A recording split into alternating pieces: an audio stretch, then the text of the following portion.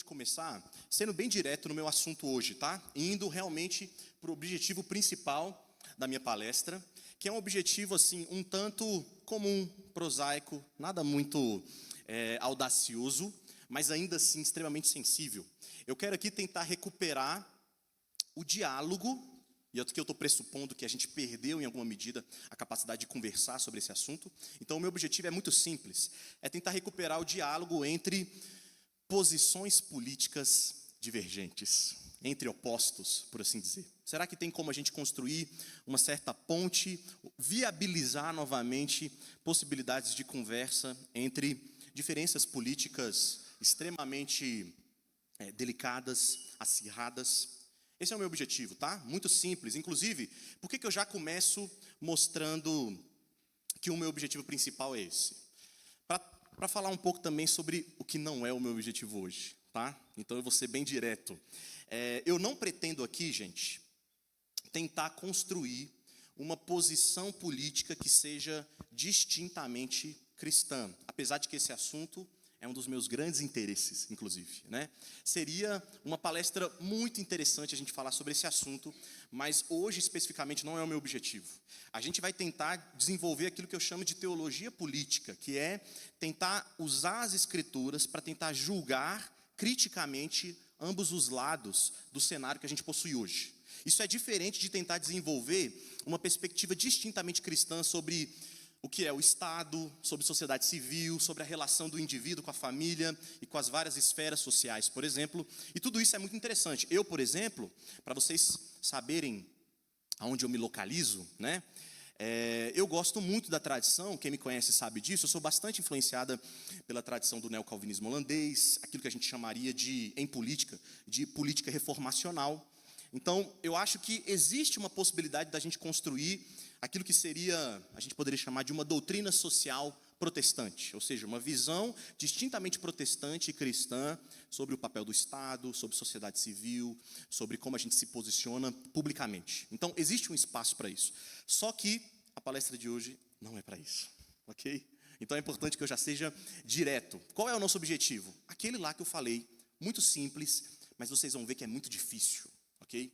Tentar recuperar a possibilidade de um diálogo, considerando ainda, gente, que a gente vive num contexto de profunda diversidade política. Eu coloquei aqui alguns exemplos, né? O cardápio político, por assim dizer, ele é extremamente vasto. Eu coloquei a minha posição, por exemplo, política reformacional, mas a gente tem outras. Quer dizer, esse cardápio, a gente tem a famosa doutrina social da Igreja Católica, não sei se vocês conhecem, que é o conjunto de encíclicas que tratam especificamente sobre sociedade, Estado, relações internacionais, que também tem a perspectiva católica sobre esse tema, a gente tem essa possibilidade. Tem o famoso comunitarismo, que está bastante em alta, para quem gosta aí de filosofia política sabe do que eu estou falando. Tem a tradição aqui no Brasil, mais à esquerda, do trabalhismo.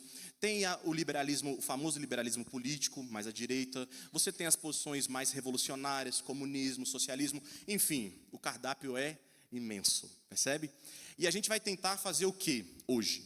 A gente vai tentar ver uma via de diálogo entre essas oposições, entre esse cenário diverso. Claro, gente, que não vai ser simplesmente um diálogo pacífico, vai ser um diálogo crítico, porque a gente está lidando aqui com a palavra de Deus, ok? E a gente precisa se posicionar em alguma medida, no sentido de que reconhecer que o Evangelho julga todas as coisas. Tudo bem? Deu para entender aqui o objetivo? A gente vai começar a partir disso, tá? Deixa eu ver se meu slide agora já está passando. Show. Beleza. Gente, os slides são bem simples, tá? Eu fiz hoje à tarde, bem rápido, a palestra já estava pronta, mas eu decidi fazer pelo menos, acho que tem 7 slides, só para vocês não ficarem perdidos. Então eu não vou mudar muito, vocês vão ver que eles são só mesmo em estrutura de tópicos, tá? Então vamos começar, gente, numa parte pelo menos introdutória. Primeiro, um reconhecimento de terreno, né? Qual é o nosso contexto atual? A minha proposta é que o contexto atual, e eu acho que vocês concordam comigo, inclusive ele já começou introduzindo um pouco dessa perspectiva, é um cenário problemático, de profunda polarização. E eu acho que você reconhece isso em maior ou menor grau, em alguma medida. Gente, esse cenário de polarização é um cenário que não privilegia o espaço para diálogo. Mas aqui eu não quero ser... eu estou tentando, assim, vamos colocar assim, tomar bastante cuidado para não ser muito nostálgico em relação a alguma época passada em que politicamente as coisas foram mais fáceis. Eu reconheço, gente, que em alguma medida o que a gente experimenta hoje não é novidade. Se você conhece um pouco sobre história política, você sabe que a política foi fonte de muita divisão, derramamento de sangue, lutas, guerras. Então aqui eu não quero simplesmente idealizar o passado e simplesmente ficar reclamando, dizendo que a polarização que a gente vive hoje é inteiramente nova, porque não é. Mas, ao mesmo tempo, a gente tem que reconhecer que as feições, as características da polarização que a gente vive hoje, ela é particularmente diferente. E você precisa entender em que nível existe uma diferença do contexto que nós experimentamos hoje para aquele que a gente já viveu anteriormente. Então, só para falar do contexto brasileiro, a gente já viveu muita polarização na história brasileira. A gente pode lembrar aqui, por exemplo, da época do Estado Novo, de Getúlio Vargas, um fascismo à la brasileira, profunda polarização. A gente tem o contexto, por exemplo, do regime militar, que também trouxe profunda polarização, ou seja, não é uma novidade. Mas, colocando um mais aqui, bem qualificado, a polarização atual é um pouco diferente.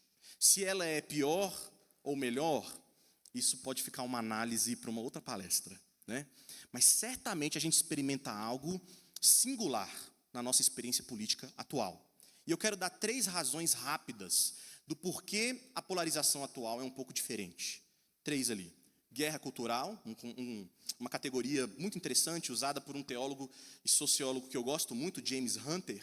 Um livrinho dele chamado To Change the World, vai ser traduzido para o português, inclusive. Ele trabalha muito esse conceito de guerra cultural.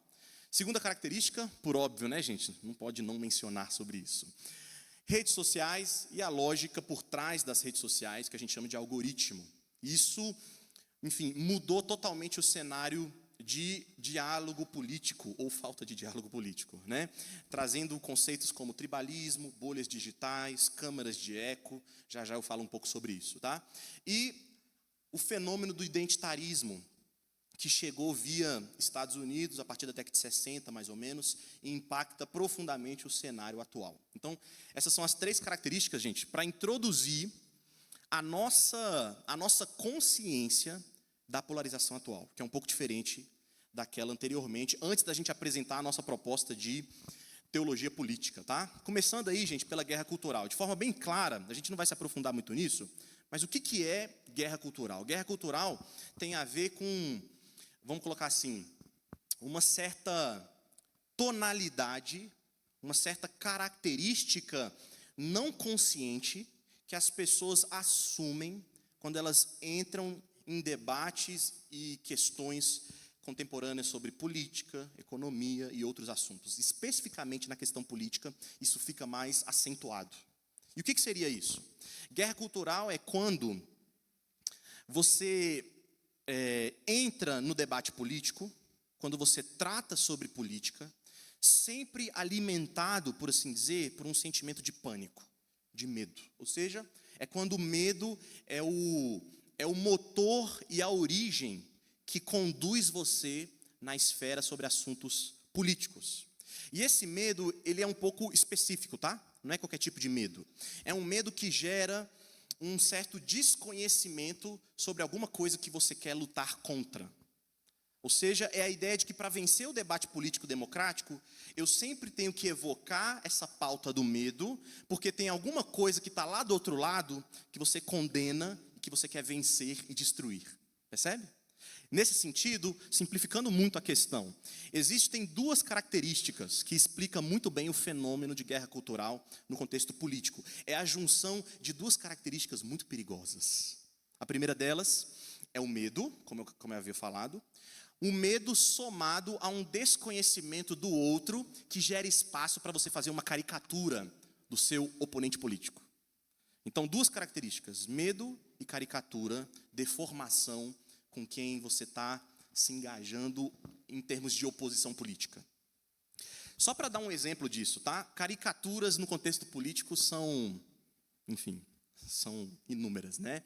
Normalmente, quando a gente descreve a posição política que a gente não gosta muito, a gente não tende a ser muito sofisticado, a gente não tende a ser muito honesto, porque a gente não gosta, obviamente, né? Então a gente gera caricaturas, deformações, que facilita, por assim dizer, você enfrentar aquilo que você discorda. Para dar um exemplo, isso acontece com a gente. Então eu vou dar um exemplo que toca especificamente os seus afetos aí. Gente, isso acontece o tempo inteiro no debate público em relação aos evangélicos. Existe muita caricatura por parte, por exemplo, das elites culturais, aquilo que a gente chama de elites culturais, que seria a classe jornalística, os acadêmicos, a classe artística. Um desconhecimento profundo, por exemplo, de que todos os evangélicos majoritariamente são alienados, muito influenciados pelos seus pastores, aonde, por exemplo, é um contexto onde o voto de cajado, né, acontece à torto e à direita. E pode ser que até mesmo você, que é um evangélico, tenha essa imagem em relação ao evangélico médio. Vou dar uma pesquisa sobre isso, ok? Essa pesquisa eu tirei de um livro que eu recomendo bastante que você leia, do teólogo Gutierrez, um teólogo pentecostal aqui no Brasil, chamado Quem Tem Medo dos Evangélicos. Um livro muito interessante, e ele dá essa pesquisa lá, uma pesquisa feita pelo Datafolha, alguns anos atrás, onde o Datafolha entrevistou evangélicos que estavam numa das marchas para Jesus. E você há de concordar comigo que na marcha para Jesus você não encontra o típico evangélico intelectual. Ali está o evangélico médio, né? O evangélico comum, ok? O evangélico do chão de fábrica, né? É o evangélico majoritário que você encontra aí pelo Brasil. Olha que interessante. Datafolha fez a seguinte pergunta: se o seu pastor declarar voto num determinado candidato, qual seria a sua posição? Gente, eu acho que o resultado dessa pesquisa não é só impressionante para a elite cultural, mas para nós também. Eu acho que você esperava algo um pouco pior do que eu vou mostrar aqui. 33%, houve uma divisão, tá? De 33, 33, 33. Os primeiros 33% responderam que seguiria a recomendação do pastor. Classicamente, o que a gente chama de voto de cajado, né? O evangélico vota a partir da influência política do seu pastor. Mas olha que interessante, outros 33% responderam que talvez poderia seguir ou não a recomendação do pastor. E os demais, 33%, disseram que não seguiriam essa recomendação e que isso seria um fator para não votar naquele candidato. Então, de forma bem fria aqui, olha que interessante, pelo menos 66% diriam que não seguiriam a recomendação pastoral sobre política. Você esperava isso? Do evangélico comum? Gente, por que isso nos impressiona? Porque o cenário político é marcado pela guerra cultural. E uma das características disso é você fazer uma caricatura de algum público. Ou seja, eu quero dizer o seguinte para você: tenha mais cuidado. Esse é o primeiro ponto, tá? Seja mais cauteloso quando você entra na questão política para descrever o público do qual você discorda. Percebe? A gente tem que ser um pouco mais cuidadoso nisso. Segunda característica que torna a polarização atual um pouco diferente das anteriores. Gente, rede social e algoritmo. Eu não vou me delongar muito nesse ponto, mas você sabe muito bem, inclusive eu recomendo um documentário que está na Netflix, chamado Dilema das Redes. Ele explica um pouco mais essa lógica. As redes sociais, ela não favorece o contato com o diferente, com uma opinião diferente da sua. Quando você entra na internet, é importante que você saiba disso, tá? Quando você entra em qualquer rede social, existe um sistema por trás, que a gente chama de algoritmo, que só vai te recomendar coisas com base nos seus próprios interesses. Ou seja, você acha que ao entrar na internet, você está entrando numa esfera única, homogênea, onde todo mundo está vendo o que você está vendo. Mas isso é falso. A rede social tem uma lógica que só te mostra aquilo que já é a sua própria imagem e semelhança, para usar um termo teológico aqui, ok? Isso significa que a rede social, ela favorece o fenômeno de bolhas digitais, no sentido de que na rede social você só escuta, lê a sua própria voz. É por isso que você fica tão estressado e irritado. Não é só você não, tá, gente? Eu também, ok? Eu tô nessa também, junto com vocês. É por isso que você fica tão estressado quando você vê uma opinião diferente na rede social. É porque você não está acostumado com isso. É porque você só segue e a linha do tempo só te mostra coisas das quais você já concorda. E aí a gente perde, por assim dizer, a resiliência e o costume de enxergar o diferente. Isso gera o fenômeno do tribalismo, que já existia na sociedade, mas as redes sociais potencializam isso ao máximo, e o fenômeno da bolha digital. O que é uma bolha digital? a rede social é um ambiente que tem a ver com você e que gera, por assim dizer, aquilo que a gente chama de câmeras de eco. Você só escuta a sua própria voz. Então é difícil, por exemplo, fugir disso. O falecido agora, porque voltou, né, gente? O Twitter, né? Eu não sei se vocês usam Twitter, aquele ambiente nada saudável, né? Mas que curiosamente eu gosto. Eu tô lá no Twitter e no Twitter tem uma ferramenta interessante que você pode construir as suas próprias linhas do tempo. Então você pode fazer uma linha do tempo só de política à direita, uma outra só de política à esquerda. Isso é uma ferramenta interessante para tentar fugir do algoritmo, tá? Eu não estou indicando que ninguém use o Twitter, não, mas enfim. Terceira característica, gente, fenômeno do identitarismo. Isso transformou totalmente o fenômeno político atual. O que é o identitarismo? E aqui, gente, eu recomendo duas obras muito interessantes que eu utilizei para essa parte. Uma obra chamada do David Schwartz, em que ele fala especificamente sobre minoria moral, a esquerda evangélica, numa era de conservadorismo. Estranho, né? Esquerda evangélica, mas lê lá, a obra é interessante. E uma outra obra de um teólogo presbiteriano, que eu gosto bastante, chamado Carl Trueman, foi traduzido para o português, eu recomendo bastante essa leitura, chamado Confissões de um Conservador Liberal, onde o Carl Trueman mostra como que o surgimento do identitarismo nos Estados Unidos transformou as características de ambas as posições políticas dos espectros, tanto a direita quanto a esquerda. Ou seja, o que é a direita pós-identitarismo e o que é a esquerda pós esse fenômeno, tá? Identitário. Gente, para dar um exemplo do que seria isso, ele é extremamente complexo, mas a característica principal é que você confunde a sua posição política com a sua identidade íntima. Ou seja, falar de política hoje é falar sobre identidade. Isso significa que quando você critica politicamente uma posição, a pessoa não toma aquela crítica como simplesmente vamos colocar assim, uma informação crítica à sua posição específica na política. Ela toma aquilo como algo que afeta, por assim dizer, o âmago daquilo que ela é. Vou dar um dado interessante sobre isso, né? Isso acontece bastante na esquerda, e eu acho que vocês não sabem disso muito bem. Mas eu quero dar um exemplo disso especificamente na direita americana, um fenômeno que se reproduziu aqui no Brasil, especificamente no período da epidemia. Tem uma estudiosa, uma cristã que estuda sobre cristianismo e política, que ela passou um grande tempo pesquisando em centros, aquela faixa, por assim dizer, dos Estados Unidos que a gente chama de Bible Belt, que é a faixa mais conservadora, evangélicos, por exemplo, que se posicionam mais pró-Donald Trump, Partido Republicano. E ela descobriu algo muito interessante.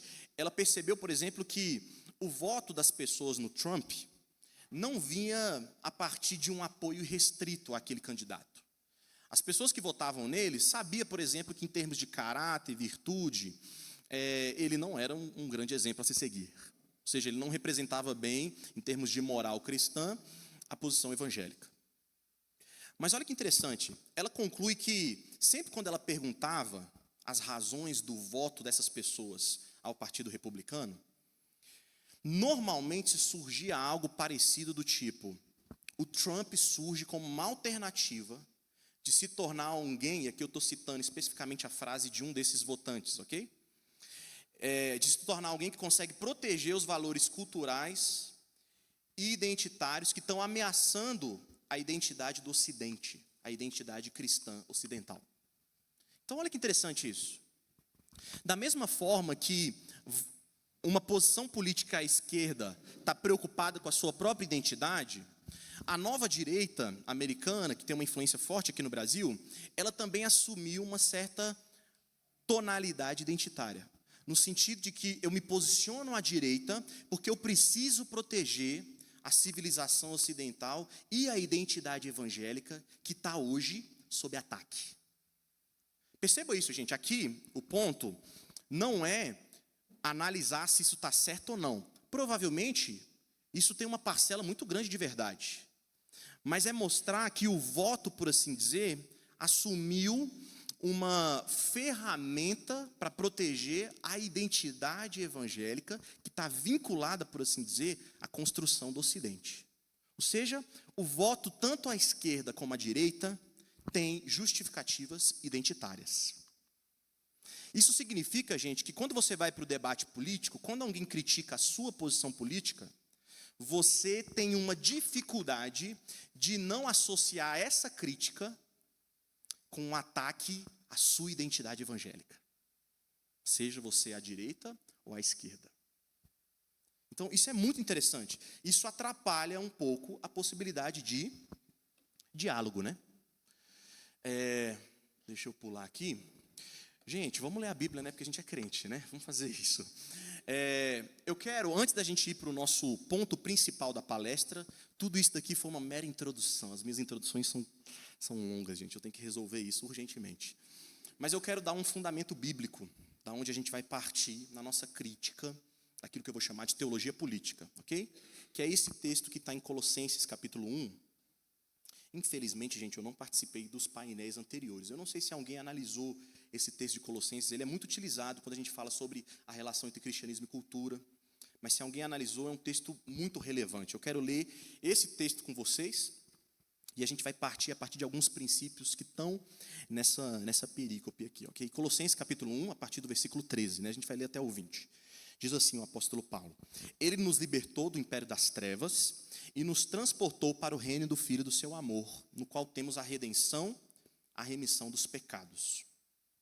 Galera, só atenção, antes da gente continuar a leitura, tá?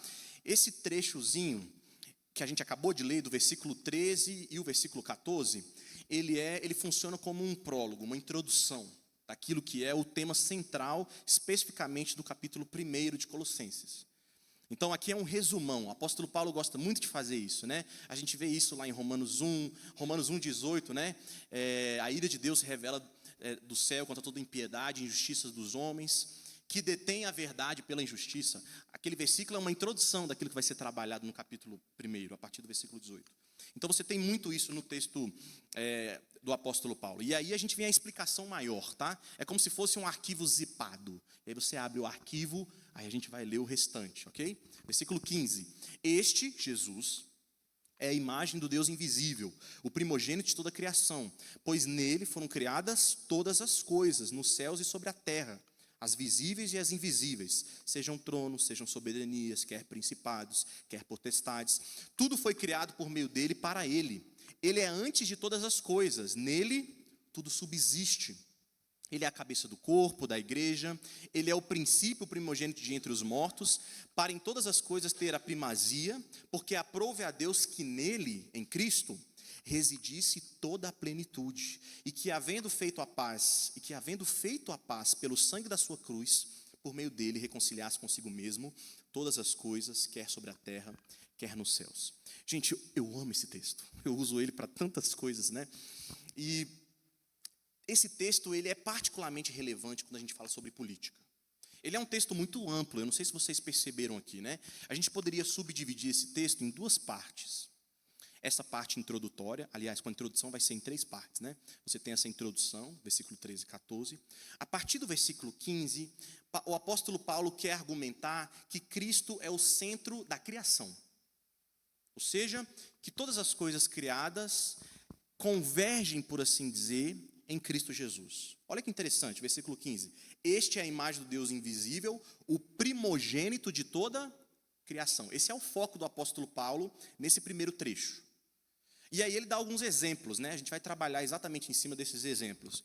A parte do meio no texto, onde ele fala assim, ó, no versículo 17, ele é antes de todas as coisas, nele tudo subsiste. A partir do versículo 18, ele vai mudar de foco, ele vai sair da criação e ele vai se deslocar para a obra de Cristo na redenção.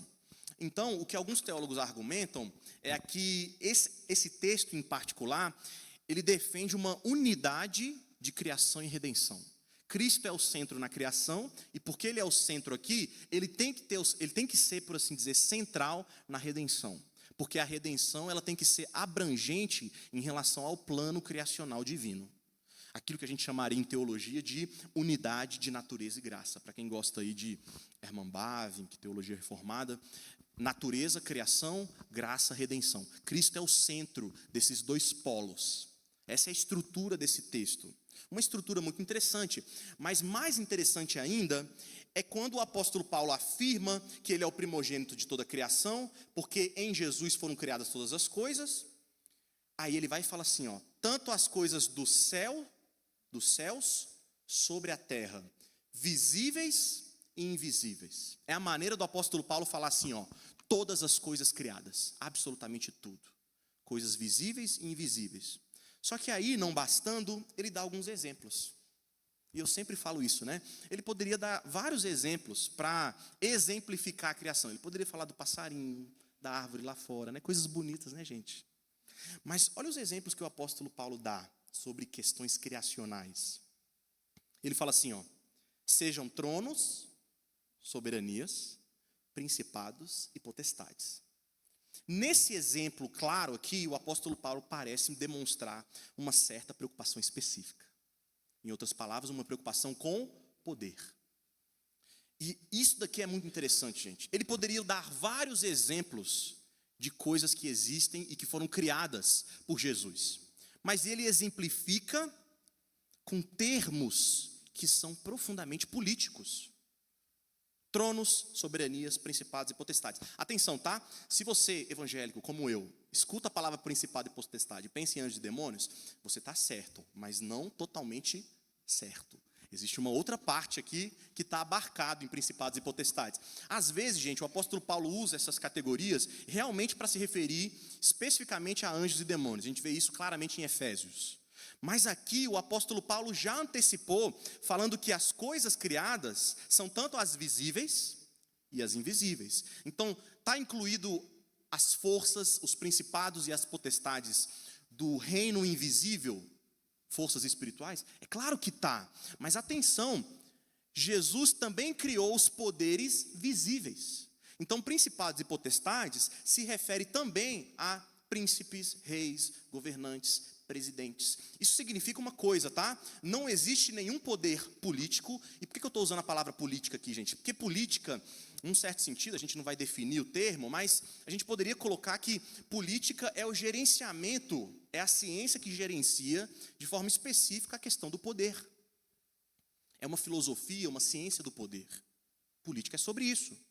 Ou seja, o que esse texto está dizendo é que se você acredita que Deus criou todas as coisas, você tem que acreditar que todos os poderes, em absoluto, foram criados por Deus. Não existe nenhum poder secular, nesse sentido estrito aqui que eu estou falando.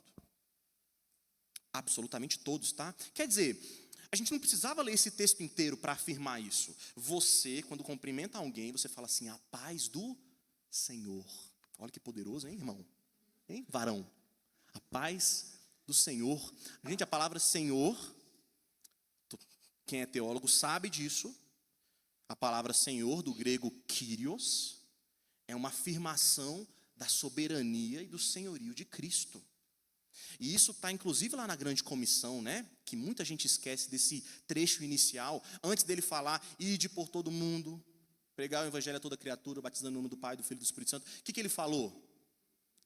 Toda autoridade me foi dada no céu e na terra. Não existe nenhum poder que está, por assim dizer, no vácuo da soberania de Cristo. Gente, essa afirmação tem que ser radical.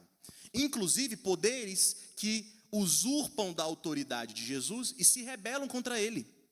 Então, por exemplo, todo governante foi instituído por Cristo? É óbvio que sim. Isso significa que essa autoridade instituída por Jesus está exercendo a sua autoridade conforme a palavra de Deus? Não necessariamente. O exemplo máximo aí, Hitler. Gente, o poder que Hitler tinha não era um poder secular, mas derivado da soberania de Jesus. Só que usado contra, por assim dizer, o reino de Deus. Esse é o primeiro ponto que eu gostaria de destacar, tá? Uma perspectiva política cristã tem que reconhecer a dimensão criacional do poder. Nesse sentido, não tem espaço para Foucaultianos extremos aqui.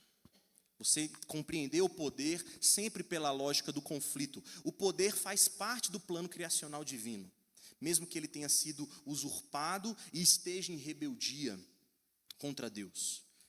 Segundo ponto importante é que, se esse poder foi criado por Jesus, ele tem uma redenção também. Porque Jesus não é só o centro da criação, versículo 18, ele é a cabeça do corpo, da igreja, ele é o princípio, o primogênito, agora da criação, não, agora o foco é primogênito de entre os mortos, para em todas as coisas ter a primazia, porque aprove a Deus que nele residisse toda a plenitude, e que havendo feito paz pelo sangue da sua cruz, por meio dele reconciliasse consigo mesmo algumas coisas, gente, todas as coisas. Seja honesto, quando você fala do sangue de Cristo, você pensa em todas as coisas ou você pensa no seu pecado individual? Não é interessante essa perspectiva? Pensar que o sangue de Cristo derramado na cruz tem sim um objetivo de perdoar os seus pecados, mas tem um objetivo muito mais amplo. O sangue de Cristo quer reconciliar todas as coisas criadas por Ele, mas também redimidas por Ele. Então a gente pode falar de reconciliação envolvendo assuntos como política, assuntos que vocês estudaram hoje mais cedo, como cultura, arte e por aí vai. De alguma forma, a obra de Cristo abarca todas as coisas criadas, inclusive filosofia política, inclusive a questão do poder. Mas aqui, gente, eu destaco duas características para a gente passar para a parte principal da nossa palestra. Primeiro, reconhecimento de que os poderes são criados por Deus, mas atenção, na obra de Cristo na cruz, todos os poderes também foram julgados.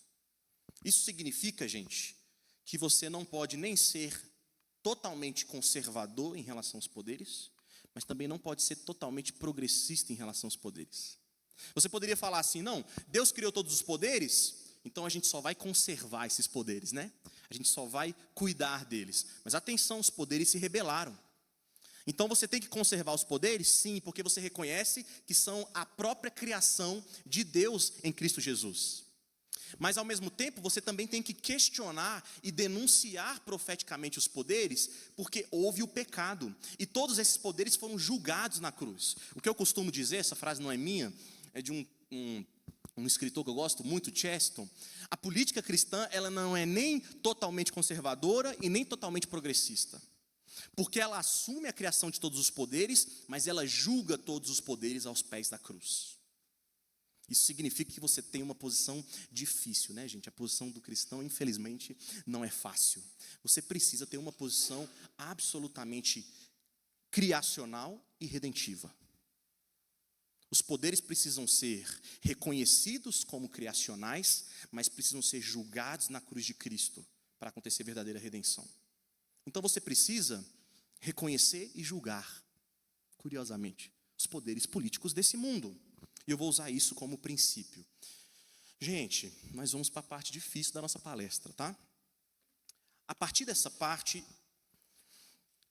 momento, eu vou dividir a nossa palestra em duas partes. E aqui eu quero ficar um pouco mais pessoal, ok? Eu quero conversar diretamente com você. Eu queria saber o nome de cada pessoa aqui, ó. A primeira parte eu quero conversar com evangélicos que estão mais à direita, ok? E depois eu quero conversar com os evangélicos que estão mais à esquerda. Gente, essa palestra poderia ser uma palestra que diria, por exemplo, que uma posição distintamente cristã na política superaria os paradigmas de direita e esquerda. Eu concordo com isso. Mas eu tenho que reconhecer que a Igreja do Senhor ainda não chegou nesse ponto.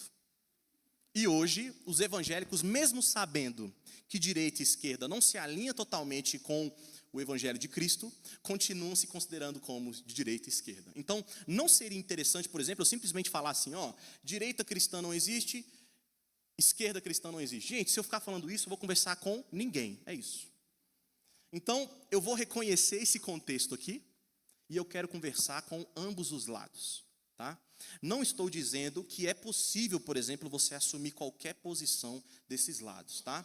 Existe, por exemplo, limites que a gente pode colocar claramente, tanto à direita quanto à esquerda, ok? A gente pode condenar, e existe muito trabalho de teologia para isso, teologia política para isso, mostrando a posição equivocada de posicionamentos à esquerda revolucionários, por exemplo, que questionam totalmente o status quo, que questionam a ordem criacional, a gente poderia falar isso. E aí, nesse sentido, a gente teria que colocar um ponto final em relação a posições comunistas e socialistas e revolucionárias, ok? A gente poderia falar também isso em relação à direita, que tem posicionamentos à direita, autoritários, que, por exemplo, desistem, por assim dizer, de uma visão política criacional. E que a gente teria que colocar alguns limites, como, por exemplo, direitas mais revolucionárias ao fascismo e outros exemplos. Mas o nosso ponto aqui é reconhecer que as pessoas hoje se localizam nesses espectros. Outro ponto importante, antes da gente começar, é reconhecer que, apesar da gente utilizar essas categorias, elas são, em alguma medida, insuficientes para reconhecer a diversidade política possível. Eu dei, por exemplo, um cardápio extremamente complexo lá no início. Direita e esquerda não conseguem abarcar a complexidade daqueles posicionamentos, tá? Então é importante saber das limitações de categorias que a gente possui. Dito isso, a gente vai trabalhar a partir delas. E aqui eu quero convidar você, que se considera um cristão mais conservador, mais à direita, a considerar algumas coisas, alguns pontos do seu lado político opositor. Ok? Porque o meu objetivo aqui é tentar construir vias de diálogo. Gente, diálogo é difícil, tá? Não é fácil não. Por que eu quero que você faça isso? A minha proposta é que, se você fizer isso de forma honesta, você pode talvez iluminar pontos cegos da sua posição política mais à direita. Se você está mais à esquerda e está feliz que eu vou começar pelos da direita, atenção, hein? Atenção. Guarda aí o risinho que eu vou chegar em você. Tudo bem? Então vamos lá, gente. Em relação aos evangélicos à direita, eu quero estabelecer uma crítica, uma tarefa de teologia política, para criticar 3 pontos cegos, ok? Pontos que talvez você não esteja enxergando, se você está mais à direita, na sua perspectiva política, e que você precisa refletir à luz da palavra de Deus. 3 pontos. Vamos começar pelo binômio indivíduo-estrutura, aonde o lado da direita puxa para o individualismo, ok? Ou seja, ela diminui a fala sobre sistemas de injustiça e foca na questão da agência individual e acaba caindo no problema do individualismo. Esse é o primeiro ponto. Segundo, a gente vai falar sobre uma perspectiva de libertação que seria estritamente religiosa, como uma influência do primeiro ponto. Se você é bastante individualista na sua perspectiva de sociedade, você vai tender a enfatizar a libertação sempre como algo individual e unicamente espiritual, vertical. Isso vai ficar mais claro quando a gente chegar lá. E o conceito de justiça, que a direita e o conservadorismo tende a reduzir a uma mera caridade individual. Ou seja, nesses 3 pontos tem um espírito por trás que está assombrando, que é o espírito do individualismo. E que a gente precisa aqui colocar uma crítica. Primeiro ponto, gente, binômio, indivíduo, estrutura.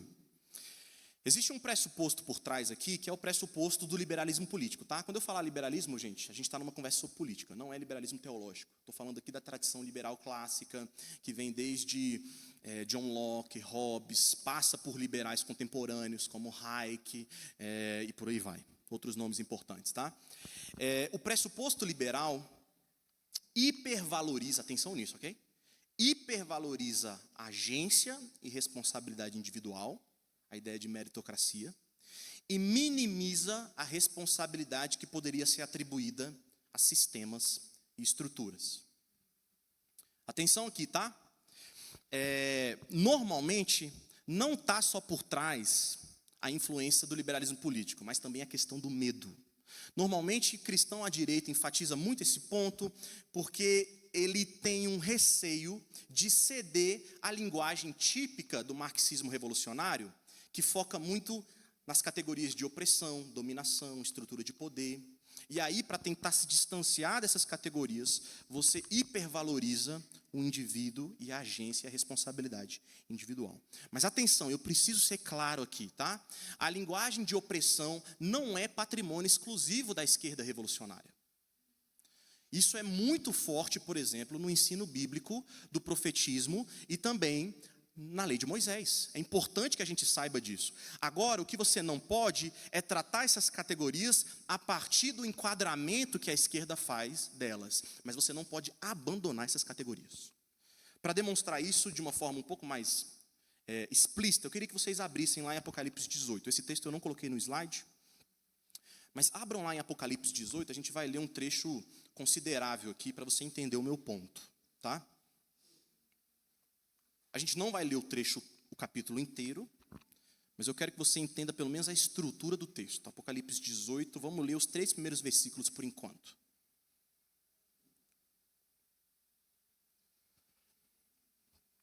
Apocalipse 18, versículo 1 ao versículo 3. Diz assim, ó. Gente, esse é o famoso texto do anúncio da queda da Babilônia. Inclusive, talvez a sua Bíblia até tenha esse subtítulo aí, indicando esse conteúdo. Diz assim: depois destas coisas, vi descer do céu outro anjo, que tinha grande autoridade, e a terra se iluminou com sua glória. Então exclamou com potente voz, dizendo: caiu a grande Babilônia, e se tornou morada de demônios, covil de toda espécie de espírito imundo, e esconderijo de todo gênero de ave imunda e detestável. Pois todas as nações têm bebido do vinho do furor da sua prostituição. Com ela se prostituíram os reis da terra. Também os mercadores da terra se enriqueceram à custa da sua luxúria. Vamos parar o texto aí por enquanto nessa parte, tá?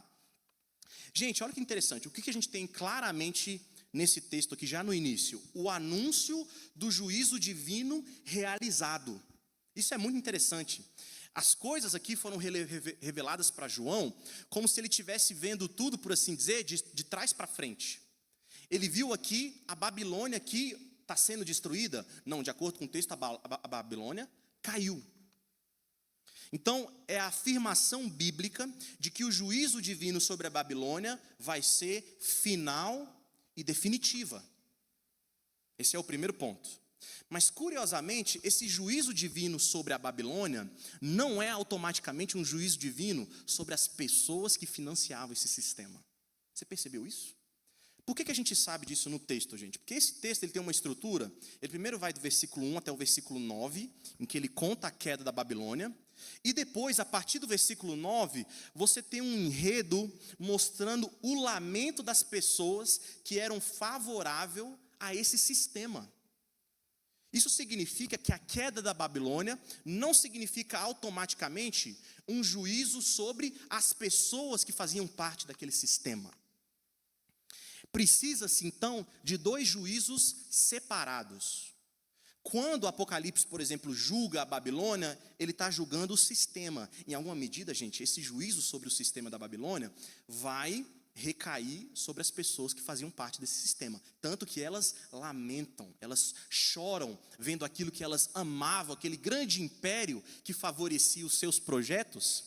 Elas choram e se derramam em lágrimas em relação àquilo. Então elas estão sendo afetadas. Mas atenção, vai ter um juízo que vai chegar do próprio Deus em relação a cada uma desses indivíduos. Quando chegar o juízo final, em relação, por exemplo, ao lago de fogo. Cada uma dessas pessoas vai ter o juízo do inferno eterno. Mas perceba que são juízos, em alguma medida, relacionados, mas independentes. Eu quero que você veja isso de forma muito clara, tá? Vai lá para o versículo 9, olha que interessante. Quem é que fazia parte desse grande sistema? Quem é que alimentava isso de fundo? Versículo 9, ora, chorarão e se lamentarão sobre ela os reis da terra, que com ela se prostituíram e viveram em luxúria, quando virem a fumaceira do seu incêndio. Então olha que interessante, quem é condenado também na destruição da Babilônia? Os reis, os governantes, os políticos. Eles começam a chorar quando vem aquilo que aconteceu com a Babilônia, com aquele grande sistema, aquele grande império que lutava contra o reino de Deus. Mas não só os políticos, gente. Versículo 11. E sobre ela choram e pranteiam os mercadores da terra, porque já ninguém compra a sua mercadoria de ouro, de prata, de pedras preciosas, de pérolas, de linho finíssimo, de púrpura, de seda, de escarlata. Gente, os comerciantes, o sistema econômico que estava dentro, por assim dizer, da Babilônia, que em alguns momentos no livro de Apocalipse é ilustrado por meio da imagem da prostituta. Vocês lembram daquele capítulo que você tem uma prostituta que anda, por assim dizer, em cima de uma besta, montada em cima de uma besta? O que é a prostituta? É o sistema econômico por trás da Babilônia. Atenção, tá, gente? Só um detalhe teológico que é importante. O que é a Babilônia, né? A gente precisa falar sobre isso. Gente, a Babilônia, ela tem, por assim dizer, 2 referenciais aqui. a Babilônia tem a ver com todo o poder e sistema que se levanta contra Deus, ao longo de todos os séculos, ao longo de todas as eras. Mas também tem uma indicação específica para aqueles cristãos daquela época, que, por assim dizer, liam esse texto e pensavam no quê automaticamente, gente? Império Romano, Império Romano. Então perceba, gente, que o conceito, o uso teológico dessa categoria apocalíptica da Babilônia se aplica a todos os impérios, mas se aplica a cada cristão que está, por assim dizer, lutando contra um império específico no qual ele habita, que está indo contra a graça divina, que está tentando construir, por assim dizer, um império de baixo para cima e afirmar a potência e a soberania do homem independente da graça de Deus. Tentar construir um império de forma autônoma é aquilo que Agostinho chamaria como cidade dos homens, que está em combate contra a cidade de Deus. Então você tem que ter esse olhar tanto escatológico, como também você tem que lembrar de um olhar localizado.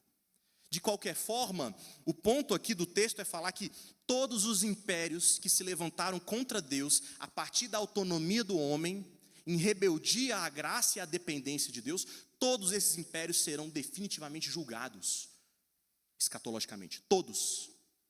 Nenhum poder que usurpou da autoridade de Cristo vai passar impune no juízo final.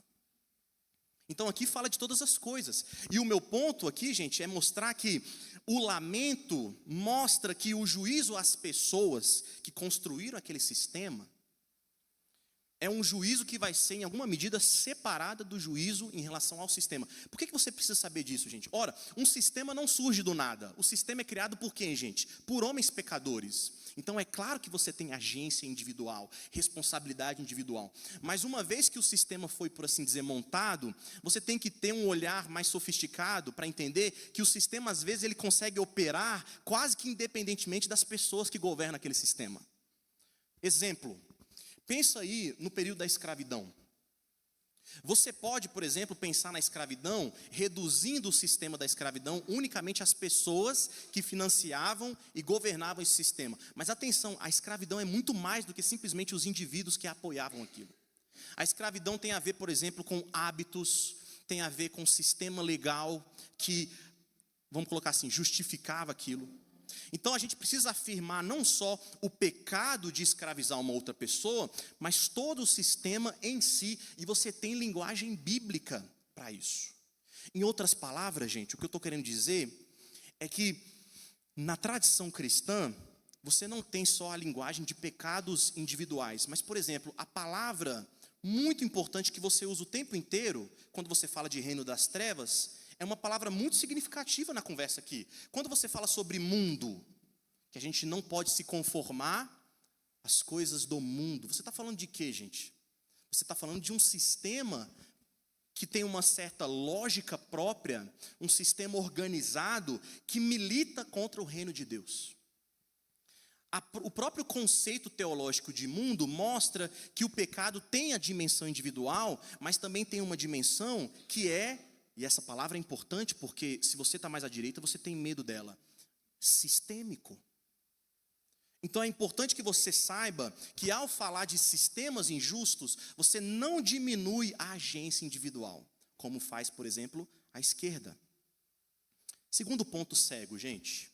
Normalmente o evangélico mais à direita, por causa do primeiro ponto, ele tem a tendência de enxergar qualquer luta por libertação ou emancipação como algo estritamente religioso e individual, tentando eliminar disso qualquer conotação social ou política. Daí a gente só fala de libertação num sentido estritamente individual e religioso. Exemplo disso que acontece muitas e muitas vezes, quando o evangélico, por exemplo, lê o enredo, a narrativa do Êxodo e aplica isso meramente à sua salvação individual. Tá certo isso? Tá, gente, o apóstolo Paulo faz isso claramente, mas ele faz também um pouco mais. Perceba, gente, e aqui eu quero usar exatamente essa imagem, esse paradigma da libertação no Antigo Testamento, que é muito importante para a teologia evangélica, que é o Êxodo. Pensa aí no Êxodo, gente. No Êxodo você tem salvação individual do povo de Israel? Sim, você tem. As pessoas foram literalmente salvas daquele sistema de opressão. Mas você não tem unicamente isso lá. Você tem o próprio Deus julgando um sistema injusto. Faraó estava sendo julgado, gente. A civilização egípcia estava recebendo juízos divinos do próprio Deus por causa de escravidão, sistemas de injustiça. Então perceba que ali você tem uma dimensão vertical, o povo de Deus está sendo salvo, e você tem uma dimensão horizontal. Aquele sistema injusto está sendo julgado. Quer ver um outro exemplo? Normalmente é muito comum entre cristãos, mas à direita, quando fala sobre a questão racial, eles pulam direto para a questão da reconciliação. Quer dizer, a gente luta contra o racismo, tentando reconciliar esse conflito entre brancos e negros. Isso é verdade? É claro que é. A reconciliação tem que ser um objetivo para a questão racial. Mas atenção, se você pula para a reconciliação e desmerece, por exemplo, anos e anos de sistemas vamos colocar assim, de um contexto de opressão, você desconsidera, por assim dizer, injustiças nessa luta por reconciliação. Isso significa que é importante para o cristão mais à direita qualificar e tornar mais sofisticado a sua linguagem de libertação. E ao fazer isso, ele tem que perder o medo de não perder no final a noção de libertação religiosa individual. Esse é o ponto. Terceiro ponto, gente, redução da justiça à mera caridade individual e voluntária. Gente, esse ponto aqui, ele é extremamente polêmico. Por quê, gente? Se você pergunta para um cristão mais à direita, ele tem alguns valores que são inegociáveis. Exemplo, o bem e a proteção da propriedade privada. Ok? Isso é bíblico, gente? Claro que é, né? Se você nunca pensou nisso, saiba que o mandamento de não roubarás pressupõe a proteção ao bem da propriedade. Ok? Ou seja, você só faz sentido falar de não roubar se você tem alguma noção, alguma visão sobre bens privados, coisas que são minhas e que não são suas. Ok? Então a propriedade privada é um bem que está sendo protegido ali nos 10 mandamentos. O problema é que a ênfase individualista nesse tema faz com que o valor da propriedade privada seja elevada ao máximo e ela se torna um direito absoluto. E aí você perde, por exemplo, outras funções que a propriedade privada desempenhava, por exemplo, na lei de Moisés, e você não consegue traduzir esses princípios para a questão contemporânea. Vou dar um exemplo, a gente poderia dar vários, tá? A gente poderia falar, por exemplo, sobre a lei do jubileu, mas o exemplo que eu quero dar é sobre a lei da respigadora. Vocês lembram dessa lei? Que falava, por exemplo, que parte da plantação de uma propriedade privada, parte dessa plantação não era do dono que a cultivou. Você fala assim, uai, como assim? Não era da pessoa. Gente, a pessoa tinha uma terra, ela tinha uma plantação, mas parte daquela plantação não era dela. E que se o dono tomasse para si, vai dizer o profeta lá na frente, lembrando dessa lei, que ele estaria roubando de quem? Dos estrangeiros, dos pobres. Olha que interessante. A propriedade privada, ela tinha uma certa função social. E atenção nisso, gente. Isso não era fruto, eu preciso colocar esse ponto, por mais polêmico que ele seja. Isso não era fruto de caridade individual. Isso era uma lei que era colocada de cima para baixo. Era uma lei que ele tinha que seguir, que parte das espigas que caíam, ele não podia recolher, mas ele tinha que deixar para o estrangeiro que estava passando e que precisava daquele alimento. O que isso mostra, gente? Algo muito interessante. Se a gente construir uma teologia política sobre propriedade privada, a gente vai ver que a gente não se encaixa nem à direita e nem à esquerda. A propriedade não é um bem absoluto, que não pode em nenhum momento ser relativizada, isso é falso, mas a propriedade privada existe e não é, por assim dizer, algo que tem que ser gerenciado como um bem do Estado, como defende o comunismo. Atenção nisso, o conceito cristão de propriedade privada não pode ser nem um direito absoluto, nem mesmo um bem que vai ser, por assim dizer, socializado pelo Estado em relação a todo mundo. Isso significa que você tem que pensar sobre esse direito a partir de uma profunda teologia política, que não encaixa em nenhum dos paladares desses espectros à direita ou à esquerda. E por que eu estou falando isso, gente? Por causa desse terceiro ponto. O problema é que, como a direita enfatiza muito o individual, ela tem a dificuldade de reconhecer o conceito de bem comum. Aqui eu vou citar, gente, um trecho muito importante. Esse trecho você não encontra só no Ludwig von Mises, é um economista austríaco, da Escola Austríaca de Economia, mas você encontra isso, por exemplo, na perspectiva de, para quem gosta de filosofia política, tá? Na perspectiva de estado de natureza, lá em John Locke, Hobbes, Rousseau, eles têm isso em comum. É a ideia de que o direito individual é a única coisa que existe. Ou seja, você só tem direitos, você só tem bens que são individuais. Então, existem coisas que são minhas e coisas que são suas. Se existir alguma coisa que é comum, é porque a gente decidiu, num acordo voluntário, para compartilhar isso. Ou seja, qualquer bem comum, qualquer bem social, ele é derivado de um bem privado. E ele só se torna social porque os indivíduos, a partir das suas volições, a partir das suas liberdades individuais, decidiram compartilhar isso. Ou seja, no final das contas, não existe bem comum. E aqui eu cito Mises. Não há bem comum. Existem bens particulares que podem ser compartilhados por causa das volições individuais. Gente, se você compra isso e tem a sua visão de mundo sobre propriedade alimentada por isso, você simplesmente destruiu qualquer noção de bem comum. Nesse sentido, aí eu concordaria, nesse sentido o imposto sempre é roubo. Só que tem um problema aqui. Como é que a gente vai construir a partir disso uma noção de Estado? Uma noção de comunidade. Como é que a família vai ser lida a partir dessas lentes? Gente, John Locke, especificamente, ele não tinha problema nenhum em dizer que a família é um contrato voluntário entre indivíduos. E sabe o que ele transferia nessa análise? Para a igreja também.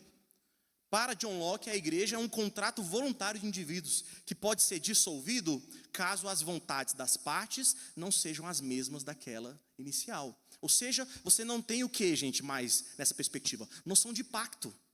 Não existe mais ideia de pacto. É sempre a vontade individual que é soberana nas relações sociais.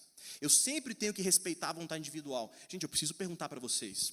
Vocês fazem parte dessa igreja porque vocês escolheram? Não, gente. É porque Cristo fez uma aliança com vocês. E essa aliança que Cristo fez com você significa que é uma aliança que você tem entre os seus irmãos. O pacto que nós temos com Deus e com os nossos irmãos é anterior à volição individual, à vontade individual. Isso significa que não exista indivíduo e bens particulares? É claro que não, gente. Afirmar uma coisa não apaga a outra. E eu vou usar esse ponto de partida para falar agora com aqueles evangélicos que estão mais à esquerda. Cheguei em você, ok? Que estava com esse sorrisinho, só gostando de toda essa parte, né? Deixa eu mudar aqui. Gente, em relação a esses que eu estou chamando de evangélicos progressistas, mais à esquerda, o primeiro ponto cego deles é o mesmo. É o binômio indivíduo-estrutura, mas eles enfatizam, eles hipervalorizam a estrutura e o sistema. Esse pressuposto, gente, que hipervaloriza a explicação sistêmica, ele acaba recaindo naquilo que em sociologia a gente vai chamar de teoria da dependência, né? É algo que vocês certamente já ouviram em algum lugar. É aquela visão sobre riqueza típica mais à esquerda politicamente, que enxerga a riqueza sempre como algo que foi roubada, por assim dizer, de uma outra pessoa. É a famosa teoria na sociologia de teoria da dependência, aonde se você é rico, é porque você tirou isso de alguém. Se uma nação é rica, é porque ela construiu esse patrimônio de riqueza sempre em relação de dominação e colonização, em relação a um outro país mais pobre, tá? É importante que eu diga, gente, que em sociologia, a teoria da dependência, ela não é muito mais forte, tá? Ela já foi praticamente superada. Hoje as pessoas reconhecem que para explicar o fenômeno da riqueza e da pobreza, você precisa adicionar outros fatores que não os fatores de dominação, que não os fatores unicamente de opressão. Você precisa, por exemplo, colocar a questão de cosmovisão, as características de uma cultura. Tem culturas que valorizam a riqueza, tem culturas que não valorizam. E isso depende de vários aspectos muito mais complexos do que simplesmente a ideia de relação de poder, de dominação, de opressão e por aí vai. Então esse é o primeiro ponto que eu quero falar para você que está mais à esquerda.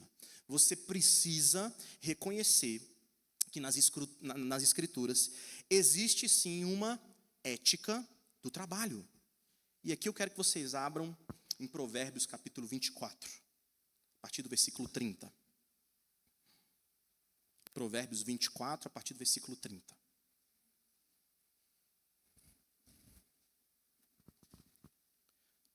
Provérbios 24, a partir do versículo 30, a gente só vai ler 4 versículos, até o 34. Passei pelo campo, olha o que o sábio está dizendo, gente. Passei pelo campo do preguiçoso, e junto à vinha do homem falto de entendimento. Eis que tudo estava cheio de espinhos, a sua superfície coberta de ortigas, e o seu muro de pedra em ruínas. Tendo-o visto, considerei, vi e recebi a instrução, um pouco para dormir, um pouco para tosquenejar, um pouco para encruzar os braços em repouso, assim sobrevirá a tua pobreza como um ladrão, e a tua necessidade como um homem armado. Gente, eu destaquei um texto, tá? Eu poderia ler vários desses textos ao longo do Antigo Testamento. O que é isso daqui, gente? É claramente a sabedoria sapiencial falando que, às vezes, o que você colhe é fruto do seu trabalho e da sua falta de responsabilidade individual. Gente, esse texto aqui, ele legitima, obviamente, uma ética protestante do trabalho e, consequentemente, a ideia de, atenção nisso, mérito.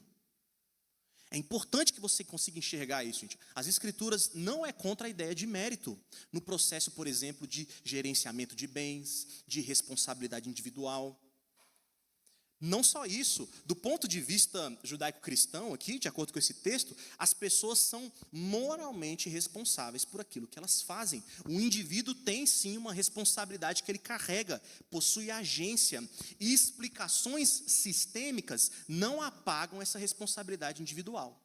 Em alguns contextos elas podem minimizar, mas se a gente leva esse texto a sério, a gente tem que reconhecer que muitas vezes a causa da pobreza é a irresponsabilidade. Não estou querendo dizer com isso, gente, que a pobreza é só explicada a partir da ideia de mérito. Isso seria um outro problema.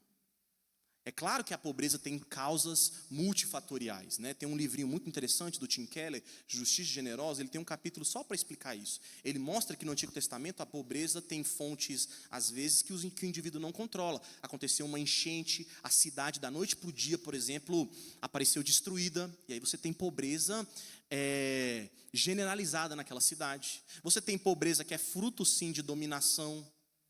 Você tem pobrezas que é fruto, por exemplo, de mérito individual. E a gente precisa reconhecer isso e não pode ter medo de afirmar esse ponto diante, por assim dizer, da insistência de evangélicos à esquerda. Uma pessoa ou um grupo pode ser culpada da sua pobreza material e não só isso, da sua pobreza cultural, religiosa, intelectual e emocional. É por isso, por exemplo, que você tem um ponto cego muito grande na esquerda evangélica, que é a dificuldade de falar de justiça punitiva. Aquilo que a gente chama de justiça retributiva. Por exemplo, é por isso que o evangélico mais à esquerda e a esquerda como um todo é fraco na questão de segurança pública, porque não quer falar sobre punição. E aí acaba se tornando leniente em relação à maldade, porque não consegue enxergar culpabilidade individual. Segundo ponto, e a gente já está caminhando para encerrar, gente. Eu sei que eu estou estendendo aqui no horário, né? Segundo ponto, em se tratando novamente do evangélico mais à esquerda, por causa do primeiro ponto também, ele tem a tendência de enxergar qualquer luta por libertação e emancipação como algo estritamente social e estrutural.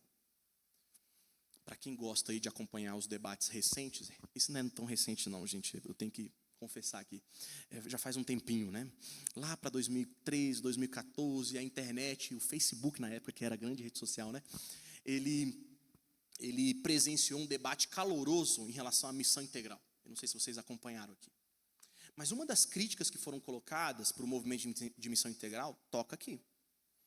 O fato de que quando a esquerda evangélica fala de justiça, fala de libertação, ela restringe libertação a uma dimensão meramente horizontal. Libertação é uma libertação política social. Vamos recuperar aqui o paradigma do Êxodo?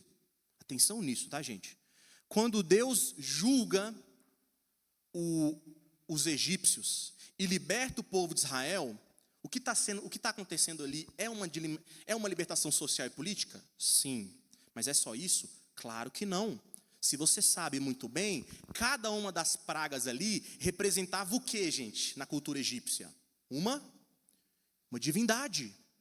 Deus não só estava julgando a dimensão social e política, Deus estava julgando a idolatria. Existe um aspecto religioso irredutível na libertação do Êxodo. E é isso que muitos perderam na sua denúncia profética contra as injustiças sociais. Saiba disso, tá, gente? Quando os profetas, lá do Antigo Testamento, denunciavam as injustiças, denunciava, por exemplo, denunciava a escravidão, denunciava os problemas da pobreza, denunciavam os ricos, por assim dizer, que não eram justos no gerenciamento das suas leis e acabavam marginalizando muitas pessoas. Quando eles denunciavam os problemas sociais e políticos, essa denúncia ela era influenciada pela denúncia vertical dos profetas contra a idolatria. Gente, não adorar a Deus acima de todas as coisas tem uma relação direta com sistemas de injustiça.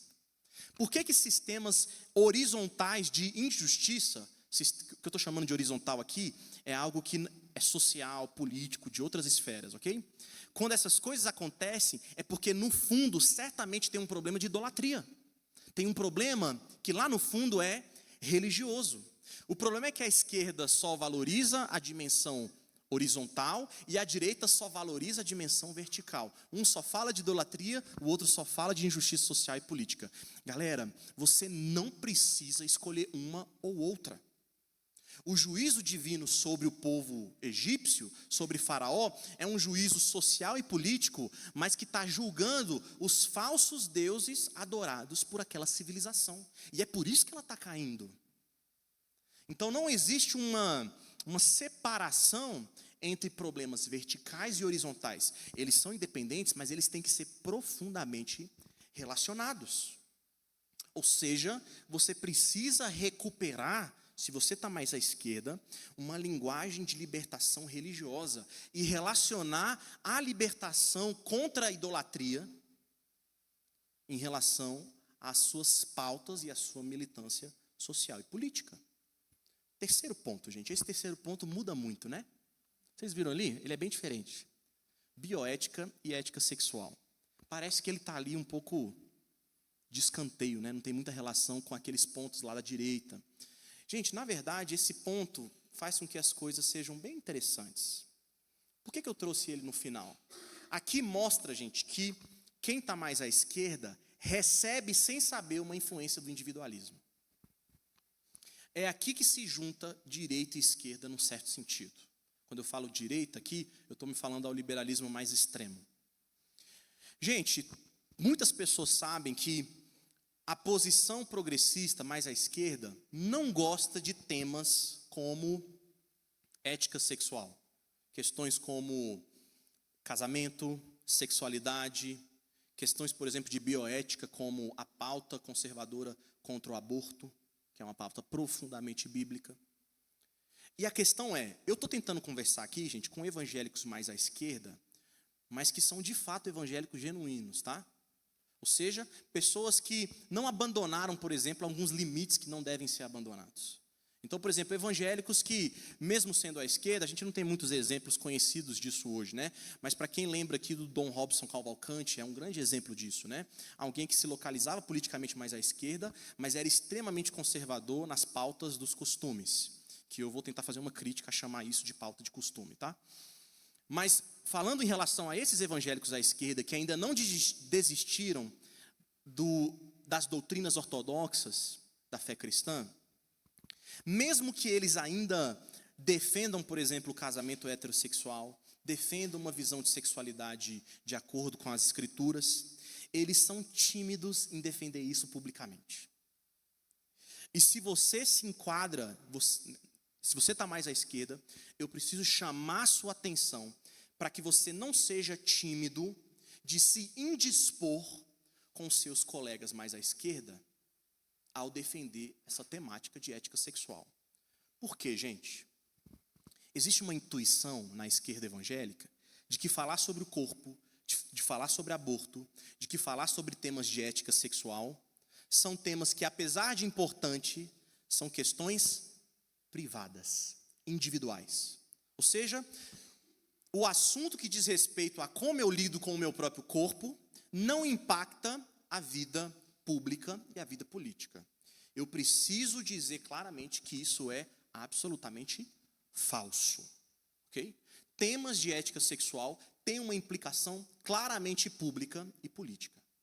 O que você faz com o seu próprio corpo não é algo meramente privado. E, curiosamente, a esquerda sabe disso. Eu preciso ser bem duro aqui. E eu sei que a esquerda sabe disso, porque se você ler, por exemplo, parte dos artigos, por exemplo, da Judith Butler, que é uma grande teórica de gênero recente, que conversa sobre ética sexual, ela vai defender que o corpo é o quê? Matéria política. E você tem, por exemplo, manifestações à esquerda, agora eu não estou falando de esquerda cristã, mas você tem manifestações à esquerda que claramente usam o seu próprio corpo como pauta política e símbolo político para afirmar o seu ponto. Num certo sentido, a esquerda sabe que o corpo tem uma dimensão pública e que o meu corpo tem uma dimensão política que o debate tem que aceitar. Ou seja, corpo não é uma questão meramente privada. O problema é que a esquerda não quer reconhecer isso em relação ao posicionamento ortodoxo, em relação à ética sexual bíblica. Se a esquerda defende que o corpo possui uma dimensão política e o que eu faço com o meu corpo reverbera politicamente e socialmente, então eles vão ter que aceitar a posição à direita, por assim dizer, que os cristãos à direita mais defendem, de que o corpo e o que você faz com ele, por exemplo, nas questões do aborto, de casamento, ele também importa politicamente. Então o que eu queria dizer para você que está mais à esquerda é: não tenha medo, por assim dizer, de trazer as questões de ética sexual. Essa palestra não é sobre isso, mas eu preciso mencionar esse ponto, porque esse ponto se mistura com as questões políticas contemporâneas.